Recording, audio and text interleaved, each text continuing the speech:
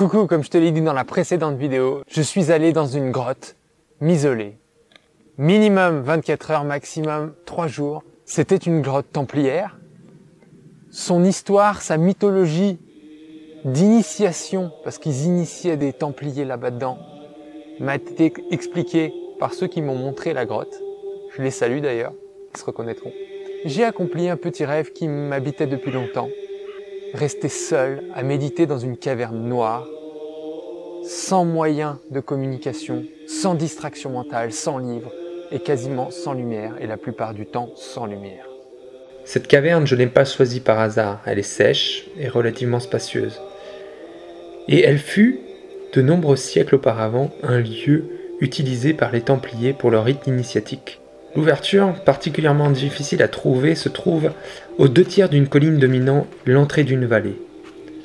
Juste au-dessus, une vieille commanderie et une chapelle templière, dont il ne reste d'ailleurs que des murs écroulés, à part un particulièrement résistant qui tient péniblement debout. Je ne sais pas si tu as remarqué, mais dans de nombreuses traditions antiques et surtout mystiques, il y a un passage par une chambre noire, une grotte, un sarcophage, quelque chose de massif, d'isolé et de noir. C'est une isolation sensorielle en quelque sorte. On m'a raconté qu'en cet endroit, pour les Templiers, le rituel durait 3 jours. Ce chiffre revient d'ailleurs assez souvent. La personne entrait nue, ce qui ne fut pas mon cas, et rampait le long du goulot d'étranglement pour arriver dans la salle principale. Elle la parcourait ensuite jusqu'à trouver la fameuse croix des Templiers. Derrière l'initié, d'autres chevaliers obturaient la petite entrée d'une grosse pierre. Parfaitement nu, sans nourriture ni eau, le prétendant à l'ordre des Templiers s'allongeait sur le sol face contre terre. Et je peux vous dire que pour l'avoir fait, c'est pas confortable. Peut-être qu'il y a une position qui rende la manœuvre un peu plus supportable, mais je l'ai fait 1 heure, peut-être 1h30, c'est difficile à dire. Et je peux vous dire que ça fait sacrément mal au pif. Bref, l'initié quant à lui restait pendant 12 heures le front contre le sol. Et ça produit une forme de nettoyage. Lorsque la 12e heure s'achevait, les gardiens du temple sonnaient la cloche de la chapelle pour signifier la fin du premier processus. La personne se redressait, s'asseyait face à la croix des Templiers, puis entrait en une différente méditation. J'ai pas le détail sur le reste de l'initiation, mais toujours est-il qu'à la fin du 3e jour, les Templiers dégageaient l'entrée, et l'aspirant, qui avait réussi l'initiation, intégrait l'ordre des Templiers en tant que chevalier. Pour moi, cette mythologie n'était qu'un bonus, mais certainement pas la motivation principale. Si j'avais pu le faire près de chez moi, je l'aurais fait. Mais au cas où ça donnerait des idées à certains, sachez que toute grotte n'est pas forcément sûre. Outre le fait de pouvoir très aisément s'y perdre, se faire mal, elles sont aussi souvent reliées à des réseaux hydriques. Donc lors d'un orage violent, certaines galeries peuvent être noyées. Tu peux être coupé, dans ta retraite aussi, par des phénomènes de siphon. Et le problème étant que lorsqu'il y a un orage dehors, si puissant soit-il, à plusieurs dizaines ou centaines de mètres sous terre, tu n'en perçois pas la moindre vibration. On se fait donc surprendre, et c'est pas bon. C'est donc pour moi important de bien choisir la grotte dans laquelle j'allais rester sensoriellement isolé. Mon objectif était qu'à partir du moment où je rentrais dans la grotte, je n'en sorte plus avant l'échéance. C'est pourquoi je me suis fait un lavement au préalable, et j'ai mangé très peu durant mon séjour. C'est souvent recommandé de se purifier avant de faire une pratique un peu poussée. J'avais pris quand même pour subsistance quelques grappes de raisin, et j'ai dû boire 5 ou 6 tasses de tisane. Pas grand-chose. J'avais pris beaucoup d'eau, 8 litres, mais il s'est passé quelque chose que j'avais pas anticipé. Mon corps, ma physiologie, s'est très vite mis comme en hibernation. Je n'ai plus eu ni faim ni soif.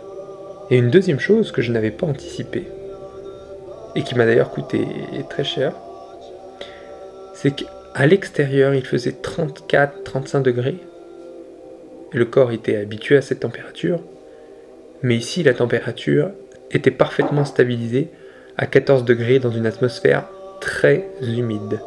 Et ça, je peux vous dire que la claque fut d'autant plus cinglante que je n'avais pas pris de pull. Heureusement, j'avais importé un plaid pour méditer et un sac de couchage pour dormir. Le froid fut, je crois, mon plus grand adversaire. Mon deuxième adversaire terrible fut le temps lui-même. Car ici, le temps se comprime, ce temps se dilue. Oui, on dirait que ce temps ne passe plus. Ce temps dont on n'a plus aucun repère pour en évaluer la course. Dans un silence parfait, lorsque je rentre en immobilité, lorsque mes respirations s'espacent, dans cette nuit parfaite, une grande partie de ce qui fait d'habitude notre repère face à la réalité n'est tout simplement plus. Mais c'est là tout l'intérêt. Pour aller plus loin en soi, il faut souvent retirer plutôt qu'ajouter. Alors, une fois installé, j'enchaîne les méditations. Puisqu'ici, à part rentrer en soi, il n'y a rien à faire. Et le plus dur, vraiment le plus dur, c'est ce moment où ta méditation se termine, parce que tu sors de ta méditation et tu te dis, et maintenant? Et maintenant, rien, que dalle. Il n'y a rien qui s'enchaîne, il n'y a absolument rien à faire. Et ça, crois-moi bien, pour le mental, c'est pas la fête. Ça oblige à fonctionner de manière totalement différente. Parce que dans le quotidien, on ne se rend pas compte, mais on a toujours une sollicitation mentale, on est toujours en train de penser à quelque chose, ou à étudier, ou à lire, ou à regarder quelque chose, tout le temps. Mais quand t'as plus ça, t'as plus que tes propres pensées, t'as ni son, ni image, ça change les choses. Mais avec tout ça, étonnamment, les heures finissent par s'enchaîner. Et ma conscience, je crois, se dilate quelque peu. Mes pensées prennent de moins en moins de place. Et tout à coup, je me sens si loin du monde. Si loin des psychoses, si loin des théories. Et surtout loin des « il faut », des « je dois ». J'ai comme l'impression de me souvenir du monde des hommes, comme si je me trouvais assis sur une autre planète au fond du système solaire. Je dois bien avouer que cette sensation est jouissive, comme si mon être dispersé reprenait peu à peu sa consistance naturelle. Alors, je ne décrirai pas les phases qui sont enchaînées ni les expériences que j'ai traversées, car le sacré doit rester délicat. Il ne doit pas s'étaler, il doit rester intime. Et je t'invite d'ailleurs à ne pas trop décrire tes expériences intérieures que tu pourrais vivre dans ces états un peu privilégiés, je dirais. Sauf si elles sont utiles et enseignantes pour autrui. Parce qu'en les exposant, elles s'érodent, elles ternissent. Un petit peu comme une photo argentique que tu exposes à la lumière du jour. Les heures s'enchaînent d'une manière étrange et au 3e jour, je ne sais plus vraiment si 3 jours se sont réellement écoulés. Même avec la seule technologie que je me suis autorisé, une montre. J'ai des doutes. Pourtant, quelqu'un viendra me chercher à 16 heures tapantes en bas de la colline. Il serait judicieux de ne pas rater le rendez-vous.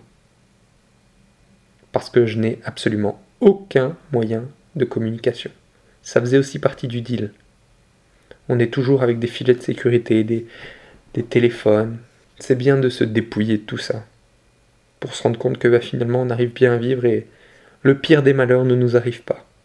Même si je souffre encore un peu du froid, et surtout de l'humidité, je me sens un peu chez moi maintenant à l'intérieur de la grotte. C'est comme si j'y avais passé une petite éternité. Je range mes affaires, j'efface toute trace de mon passage, et je me dirige vers le goulot d'étranglement, vers la lumière du jour.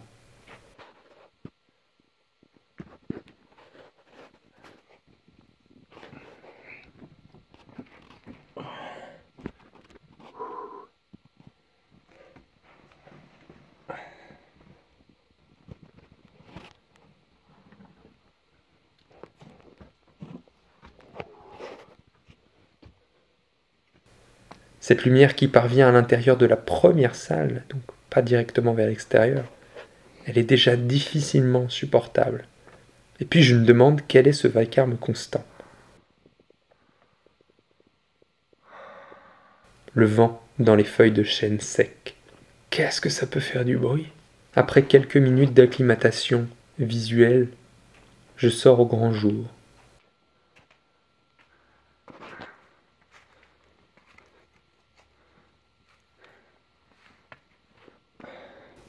plus 20 degrés Celsius, en 3 mètres. C'est un réel plaisir de respirer l'air du dehors. Ça m'étonne toujours qu'on ait besoin de contraste pour apprécier ce qu'on a sous les yeux, entre les mains. Ici, le monde est calme. Plus loin, les villes le seront beaucoup moins. Mais tout ce que j'ai contacté durant ces 54 heures passées au cœur de la Terre, je le garde, je l'emmène. Il m'accompagnera chaque jour dans le monde du dehors. Ainsi va la conscience. Elle progresse lentement, mais ce qui est acquis est acquis. Et son expansion est sûrement le meilleur des investissements de ce temps de vie. Car effectivement, plus notre conscience s'épanouit, et plus on est vivant. Merci d'avoir suivi cette vidéo. J'espère que ça t'a plu, ce petit partage d'expérience. En tout cas, moi, ça restera toujours au fond de moi. T'es pas obligé de t'isoler comme ça 50 000 ans et dans une grotte aussi paumée, mais c'est vachement bien de trouver ces moments-là. Et toutes tes idées un peu folklore, tu sais, qui n'ont pas de sens, que personne fait, mais c'est bien de les faire. Surtout quand ça dérange personne comme ça. Je t'invite vraiment à les faire. Ça te rend plus vivant, tu sens vraiment la vie. C'est pas quand on est dans les rails de il faut faire comme ça, faut s'amuser comme ça, faut étudier comme ça, faut aller là, mais pas ailleurs. Non. Faut exploiter toutes les possibilités. Et ce qui t'inspire vraiment, fais-le même si c'est loufoque. Ça va te ramener des trésors très particuliers dont tu feras très bon usage. N'hésite pas à mettre un pouce, à partager, à t'abonner si tu me découvres sur cette vidéo un peu spéciale. Je te dis à bientôt.